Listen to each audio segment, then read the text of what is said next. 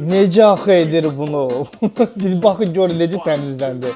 Bunu mütləq mən də yoxlamalıyam, gəlin yoxlayaq. Öncəliklə illərdir istifadə olunmayan bir tava tapdım, hansının ki həqiqətən də təmizlənməyə ehtiyacı var. Və birinci növbədə üzərinə biraz duz əlavə edirik və biraz da soda əlavə edirik. Sodanı əlavə etdikdən sonra yuyucu vasitəni əlavə edirik. Dəmir süngərlə maksimum silməyə çalışırıq tavanı, bacardığınız qədər silin. Üzərinə salfetkaları qoyub və ən əsası 70%lıq uksusu əlavə edirik. Bundan sonra isə yarım saat, 1 saat gözləyib nəticəyə baxacağıq. Bu arada dostlar, kimin bax belə ət xalları varsa, çox super bir üsul var ki, həm ziyli, həm ət xallarına qarşı ev şəraitində sadə bir çarəsini sizə deyəcəm. Bir dəfəlik bu problemi aradan qaldıracaq. Ona görə videonu bəyənin və kanalıma abunə olun ki, bu möhtəşəm növbəti videomu qaçırmayasınız. Və artıq yoxlama vaxtıdır. Baxaq görək nəticə oldu mu, yoxsa yox. Nəticə sadəcə superdir. Mən şokdaydım. Düzdür, bəzi yerlərində hələ də ləkələr qaldı, amma ona baxsaq ki, uzun illərin bir tavasıdır. Bunun üçün super dəyişim. Yəni sizdə